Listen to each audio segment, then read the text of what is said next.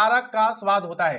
अम्ल और क्षारक का स्वाद होता है, कैसा होता है? अम्ल का स्वाद खट्टा होता है। अम्ल का स्वाद कैसा होता है? खट्टा। और क्षारक का स्वाद कैसा होता है? कड़वा। ठीक है, याद रखोगे, क्षारक का स्वाद कैसा होता है? कड़वा। और अम्ल का स्वाद कैसा होता है? खट्टा। अम्ल का स्वाद खट्टा, क्षारक का स्वाद कड़वा। नेक्स्ट क्वेश्चन, क्वेश्चन नंबर 2, नींबू, टमाटर, इमली, चींटी का डंक, पेट में कौन सा अम्ल पाया जाता है? ठीक है, नींबू, टमाटर, इमली, चींटी का डंक, पेट में कौन सा अम्ल पाया जाता है? काफी ज्यादा इंपॉर्टेंट क्वेश्चन है। चलिए, आप सबको मालूम होना चाहिए इसका आंसर। नींबू में साइट्रिक अम्ल, नींबू में साइट्रिक अम्ल पाया जाता है।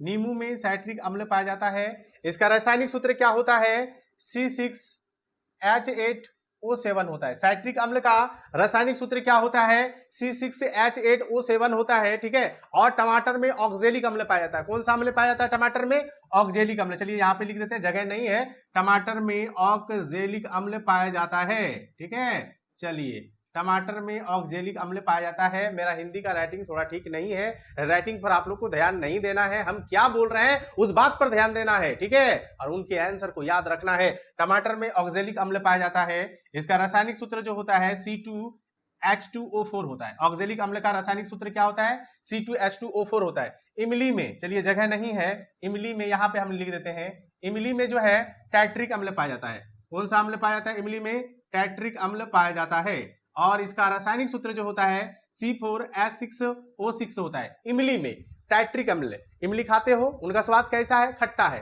तो मतलब अम्ल है। तो कौन सा अम्ल है? टैट्रिक अम्ल है। और टैट्रिक अम्ल का रासायनिक सूत्र क्या होता है? C4H6O6 होता है। ठीक है, रासायनिक सूत्र भी याद रखना है। चींटी का डंक, जगह नहीं है, चींटी का डंक में, चलिए यहां पे आंसर लिख देते हैं, चींटी का डंक में फॉर्मिक अम्ल पाया जाता है। कौन सा अम्ल पाया जाता है? फॉर्मिक अम्ल। ठीक है, चींटी के डंक में फॉर्मिक अम्ल पाया जाता है, जिसका रासायनिक सूत्र HCOOH होता है। ठीक है, HCOOH होता है। और पेट में मनुष्य के पेट में कौन सा अम्ल पाया जाता है? हाइड्रोक्लोरिक अम्ल पाया जाता है। चलिए यहां पे आंसर लिख देते हैं, पेट में, मनुष्य के पेट में, हम लोग के पेट में कौन सा अम्ल मौजूद है? कौन सा अम्ल उपस्थित है, यानी कौन सा अम्ल पाया जाता है?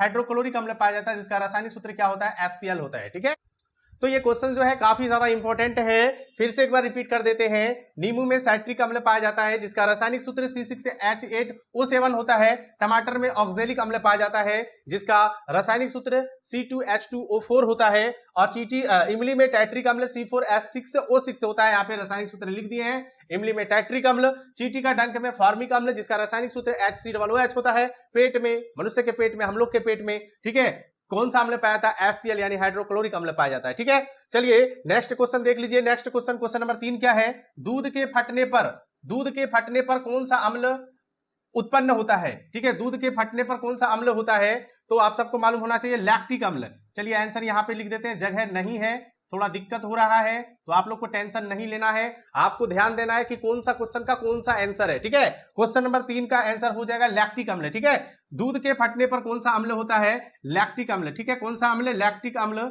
जिसका रासायनिक सूत्र यहां पे लिख देते हैं C3H6O3 होता है। ठीक है, लैक्टिक अम्ल का रासायनिक सूत्र C3H6O3 होता है। क्वेश्चन के साथ साथ आंसर पर भी ध्यान देना है कि कौन सा क्वेश्चन का कौन सा आंसर है। ये सभी क्वेश्चन जो है RRB ग्रुप डी एग्जाम में बार बार पूछा जाता है, बार बार आता है।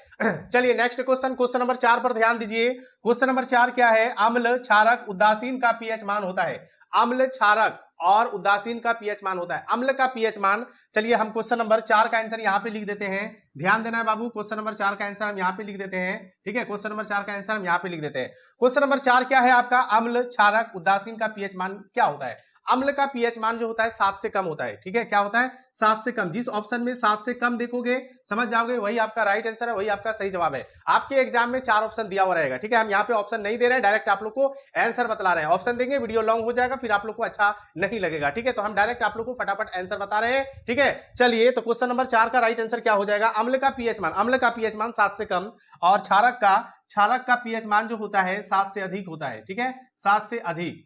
चलिए आंसर आप लोग याद रखोगे। और उदासीन का पीएच मान जो होता है 7 होता है। ठीक है, क्या होता है? 7, एकदम इक्वल 7 होता है।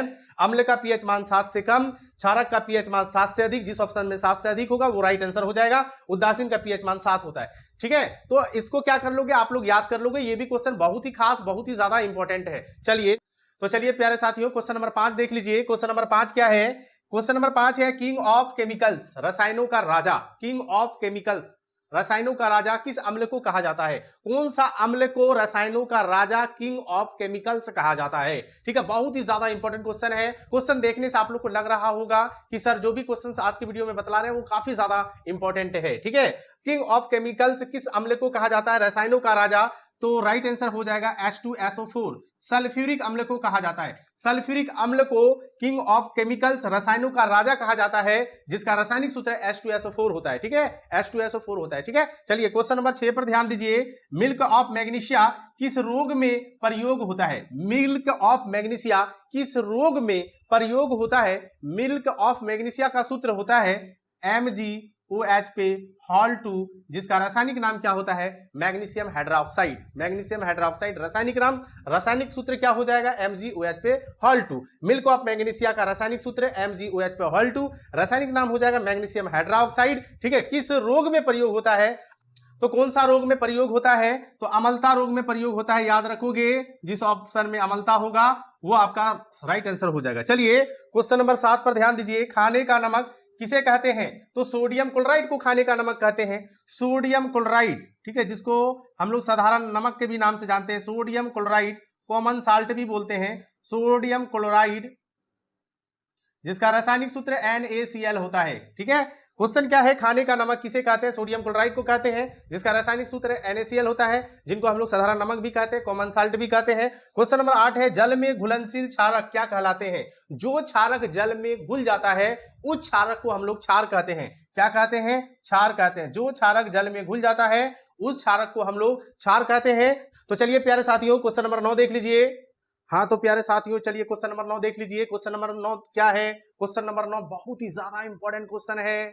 ठीक है, चलिए क्वेश्चन नंबर 9 देख लीजिए। Question number 9, HNO3, H2SO4, HCl, NaOH, KOH, CaOH पे hall 2, NaSCO3, Na2CO3 into 10H2O, CSO4 into half H2O, फिर आपका है K2SO4 into Al2SO4 पे हॉल 3 into 24H2O, फिर CSO4 into 2H2O, फिर आपका है CaOCl2, फिर अगला है आपका CaO का सामान्य नाम क्या है? ठीक है, सामान्य नाम बतलाना है। सूत्र दिया हुआ, रासायनिक सूत्र दिया हुआ है, इनका सामान्य नाम बतलाना है कि इनका सामान्य नाम क्या होगा। ठीक है, चलिए इसका आंसर बता देते हैं। HNO3 ये आपका नाइट्रिक अम्ल,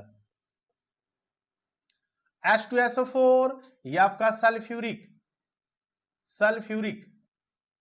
अम्ल। अम्लों का राजा किसको कहा जाता है? सल्फ्यूरिक अम्ल को। HCl हाइड्रोक्लोरिक अम्ल, हाइड्रोक्लोरिक अम्ल। हिंदी का राइटिंग मेरा थोड़ा ठीक नहीं है, राइटिंग पर ध्यान नहीं देना है, आपको आंसर पर ध्यान देना है। NaOH कास्टिक सोडा, ये आपका कास्टिक सोडा का रासायनिक सूत्र है। KOH कास्टिक पोटास, ये आपका कास्टिक पोटास का रासायनिक सूत्र है। ठीक है, चलिए CaOH पे हॉल 2, बुझा हुआ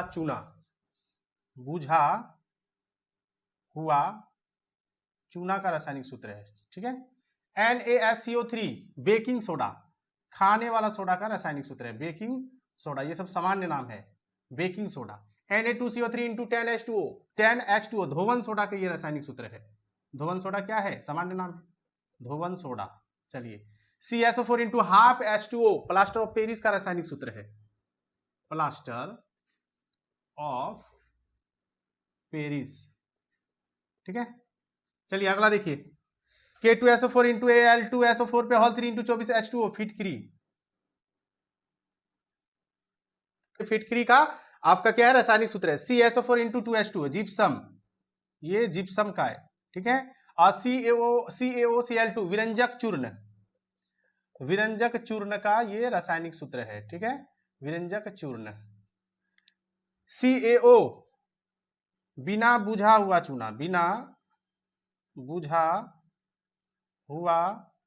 चूना। हिंदी का राइटिंग पर ध्यान नहीं देना है, मेरे बात पर ध्यान देना है कि हम क्या बोल रहे हैं। ठीक है, तो सामान्य नाम हम बता दिए, रासायनिक सूत्र दिया हुआ था, उनका सामान्य नाम बतलाना था। ठीक है, सामान्य नाम बतला दिए। इन सारे सामान्य नाम को याद रखना है। फिर से एक बार रिपीट कर देते हैं। HNO3 नाइट्रिक अम्ल का वो रासायनिक सूत्र है। सल्फ्यूरिक अम्ल का रासायनिक सूत्र H2SO4 होता है। हाइड्रोक्लोरिक अम्ल का HCl होता है। कास्टिक सोडा का NaOH होता है। ठीक है, सूत्र दिया हुआ रहेगा, आपको रासायनिक नाम बतलाना है। कास्टिक पोटास का KOH होता है और बुझा हुआ चूना का COH पे हॉल 2 होता है। बेकिंग सोडा का NaCO3 होता है। धोवन सोडा का Na2CO3 × 10H2O होता है।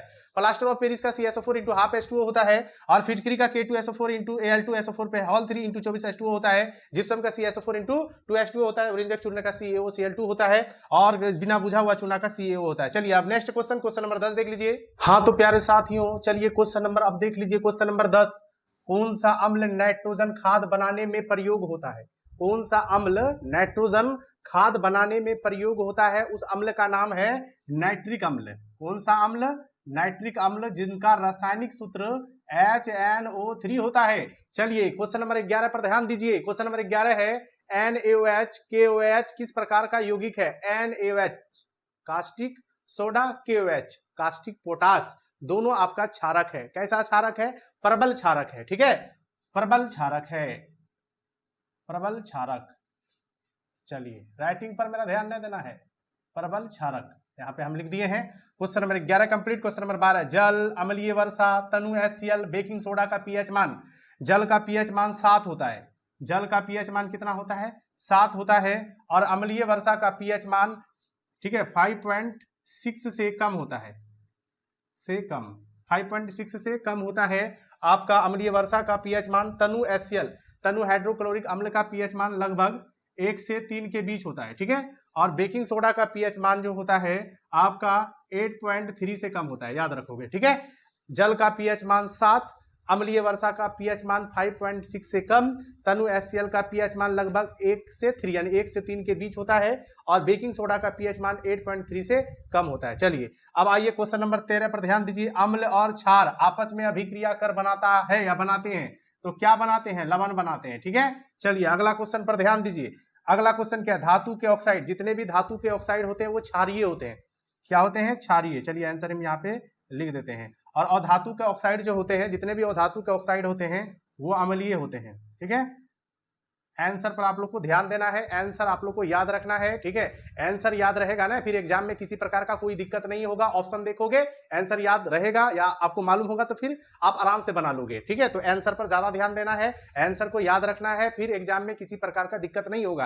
आंसर याद नहीं होगा तो एग्जाम में दिक्कत है। ठीक है, और हम बार बार बोल रहे हैं ये सभी क्वेश्चन जो है आरआरबी ग्रुप डी एग्जाम 2025 के लिए बहुत ही खास, बहुत ही ज्यादा इंपॉर्टेंट है, क्योंकि ये सभी क्वेश्चन जो है आरआरबी ग्रुप डी एग्जाम में बार बार पूछा जाता है, बार बार आता है। ठीक है, और वही क्वेश्चन आप लोग को बतला रहे हैं जो आपके एग्जाम के लिए बहुत ही खास, बहुत ही ज्यादा इंपॉर्टेंट है। चलिए नेक्स्ट क्वेश्चन, क्वेश्चन नंबर 15, नीला थोता का और हरा थोता, सफेद थोता का रासायनिक सूत्र। नीला थोता का होता है CuSO4 × 5H2O। ठीक है, नीला थोता का रासायनिक सूत्र होता है CuSO4 × 5H2O।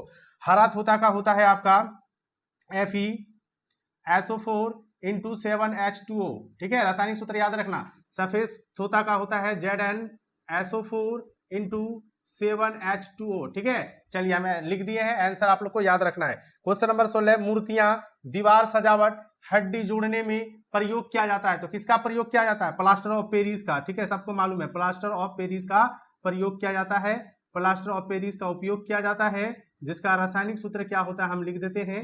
क्या हो जाएगा इसका रासायनिक सूत्र? CSO4 × ½ H2O। ठीक है, चलिए अगला क्वेश्चन देखिए, क्वेश्चन नंबर 17 पर ध्यान दीजिए। हाँ तो प्यारे साथियों, चलिए अब क्वेश्चन नंबर 17 पर ध्यान दीजिए। प्रबल अम्ल, अब कौन कौन प्रबल अम्ल है और कौन कौन दुर्बल अम्ल है हम लिख देते हैं। आप लोग को करना क्या है? याद कर लेना है। ठीक है, बहुत ही ज्यादा इंपॉर्टेंट है। प्रबल अम्ल आपका हो जाएगा HCl H2SO4, ठीक है, HClO4 HI, फिर आपका HBr, ये सभी आपका प्रबल अम्ल है। ठीक है, याद रखोगे। दुर्बल अम्ल कौन कौन है आपका है दुर्बल अम्ल HCOOH, CH3COOH, H2CO3, फिर आपका हो जाएगा H2SO3, H3PO4, HCN, ये सभी आपका क्या है? ये सभी आपका क्या है? दुर्बल अम्ल है। ठीक है, याद रखोगे, ये दुर्बल अम्ल है, ऊपर वाला आपका प्रबल अम्ल है। चलिए प्रबल क्षार लिखा देते हैं। कौन कौन प्रबल क्षार है? NaOH, KOH, CaOH पे हॉल 2, फिर आपका है BaOH पे हॉल 2, फिर आपका है LiOH, ये सभी आपका प्रबल क्षार है। ठीक है, चलिए कुछ दुर्बल क्षार का नाम लिखा देते हैं। दुर्बल क्षार आपका है कौन कौन है, चलिए ध्यान दीजिए, NH4OH, फिर आपका है MgOH पे हॉल 2, ठीक है, ये सभी आपका क्या है, दुर्बल अम्ल है। फिर आपका है AlOH पे हॉल 3, फिर आपका है CuOH पे हॉल 2, ये सभी आपका क्या है, दुर्बल क्षार है। ये आपका प्रबल क्षार है, ये आपका दुर्बल अम्ल है, ये आपका प्रबल अम्ल है। ये सारे प्रबल दुर्बल को कंप्लीट कर लेना है। चलिए क्वेश्चन नंबर 19 पर ध्यान दीजिए, अम्ल को नीला लिटमस पेपर में डालने पर क्या रंग होता है। तो अम्ल को नीला लिटमस पेपर में डालेंगे तो कौन सा रंग हो जाएगा, लाल हो जाएगा। तो चलिए यहाँ पे लाल हो जाएगा। आज के वीडियो का अंतिम और लास्ट क्वेश्चन है, अम्लीय वर्षा किस वजह से होता है, H2SO4 और HNO3 के मिश्रण के कारण। इन दोनों के मिश्रण के कारण अम्लीय वर्षा होता है। आज के इस वीडियो में अम्ल, क्षारक और लवण से जुड़े 20 महत्वपूर्ण प्रश्न और उनके उत्तर को बताए हैं, जो आपके आरआरबी ग्रुप डी एग्जाम 2025 के लिए बहुत ही खास है, बहुत ही ज्यादा इंपॉर्टेंट है। चलिए ज्यादा आप लोग का टाइम नहीं लेंगे। आज का वीडियो कैसा लगा, अच्छा लगा हो तो वीडियो को लाइक शेयर कमेंट जरूर करना। जो हमारे चैनल पे नए हो उनसे रिक्वेस्ट है चैनल को जरूर सब्सक्राइब करना। चलिए धन्यवाद।